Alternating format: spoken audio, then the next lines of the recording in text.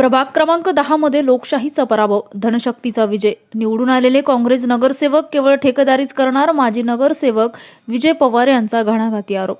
आज दिनांक 23 शुक्रवारी रोजी दुपारी 3 वाजता मिळालेल्या माहितीनुसार जालना शहरात प्रभाग क्रमांक 10 मधील महानगरपालिका निवडणूक ही लोकशाहीच्या मूल्यावर नव्हे तर धनशक्तीच्या जोरावर जिंकली गेली असल्याचा गंभीर आणि खळबळजनक आरोप माजी नगरसेवक विजय पवार यांनी केला आहे. काँग्रेसचे निवडून आलेले नगरसेवक हे लोकांच्या विश्वासावर नव्हे तर मोठ्या प्रमाणावर वापरलेल्या पैशाच्या बळावर निवडून आल्याचा दावा त्यांनी माध्यमांशी बोलताना केला. विजय पवार म्हणाले की काही राजकीय पुढाऱ्यांनी या उमेदवारांना कोट्यावधीचे आर्थिक पाठबळ पुरवले. या धनशक्तीच्या जोरावर निवडणूक लढवली गेली आणि आमच्या विरोधात सर्रास पैसा वाटप, प्रचाराचा गैरवापर करण्यात आला. त्यामुळे ही निवडणूक लोकशाहीचा उत्सव न राहता पैशाची स्पर्धा बनली, अशी टीका त्यांनी केली. निवडणूक आधी समाजकार्य नाही, आता विकासाचे दावे कसे. प्रशासन काळात या उमेदवारांनी एकदाही रस्त्यावर उतरून नागरिकांच्या प्रश्नासाठी आंदोलन केलं नाही, असा आरोप करत विजय पवार यांनी प्रश्न उपस्थित केला की पाण्याचा प्रश्न, स्वच्छता, आरोग्य, बेरोजगारी, गटारी, रस्ते यासाठी आम्ही सातत्याने आंदोलने केली.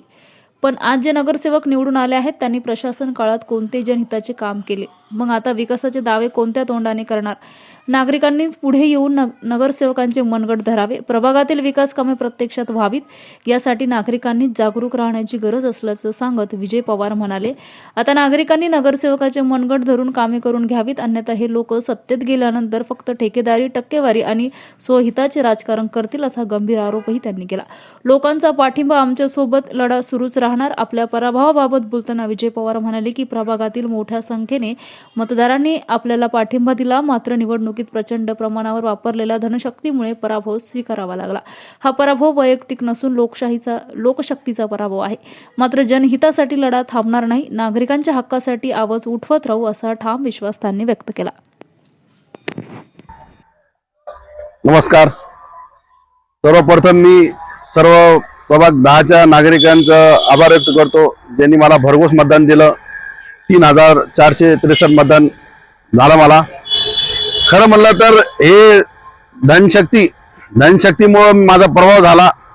काही राजकीय लोकांनी, पुढाऱ्यांनी डायरेक्ट काँग्रेसच्या छुप्या लपून त्यांनी काय केलं, पैसे वाटले. त्यांनी स्वतःच्या, अगर त्यांनी तेवढं काम केलं असतं, स्वतःचे उमेदवार निवडून आणायला, तर त्यांचे उमेदवार किती निवडून आले असते. आम्हाला पाडण्यासाठी त्यांनी काँग्रेसच्या नगरसेवकांना पैसे देऊन प्रभाग 10 मध्ये वाटले. आणि हे लोक जे निवडून आलेले हे गुत्तेदार आहे, यांचे घर भरण्यासाठी हे निवडून आलेले आहे आणि हे काम करून यांचे घर भरणार आहे. यांनी लिहून द्यावं की आम्ही स्वतः काम करणार नाही. हे गुत्तेदार आहे, ते अगोदरपासून हे गुत्तेदारी करतात. जनताने यांना धारेवर धरला पाहिजे, यांचं मनगट धरायला पाहिजे, यांच्याकडून आता कामं करून घ्यायला पाहिजे. आम्ही जे विकास कामं केले तसं यांच्याकडून पण कामं करून घ्या.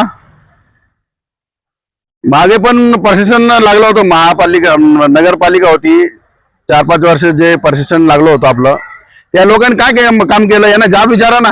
आम्ही आंदोलन केले, रस्ता रोको केला, जे मोकाट कुत्रे होते त्याच्यासाठी आंदोलन केले, जे बेरोजगारीचा प्रश्न होता हातगाड्यावाल्यासाठी आम्ही आंदोलन केले, किती आमचे पाण्यासाठी आंदोलन आहे, कचऱ्यासाठी आंदोलन आहे, लाईटसाठी आंदोलन आहे. हे जे निवडून लोक आलेले यांनी कोणते आंदोलन केले? गेल्या 4-5 वर्षापासून यांनी काहीच नाही केले, नुसतं घर भरायचे काम यांनी केलेले आहे. म्हणून माझे मायबाप जनताला मी विनंती करतो की यांच्याकडून कामं करून घेण्यात यावे. मी विजय पवार, समाजसेवक.